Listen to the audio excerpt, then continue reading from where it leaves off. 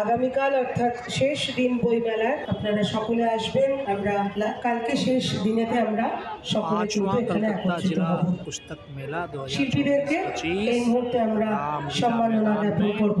हो रहा है আমাদের और आज পশ্চিমবঙ্গ সরকারের জনশিক্ষা প্রসার ও গ্রন্থাগার পরিষেবা বিভাগের উদ্যোগে আয়োজিত এই কলকাতা পঞ্চম জেলা বইমেলা, সেখানে আমাদের এই দপ্তরের আধিকারিক বৃন্দ তারা একে একে সকল শিল্পীদেরকে উত্তরীয় এবং ব্যাচ প্রদানের মাধ্যমে সম্মানিত করছেন।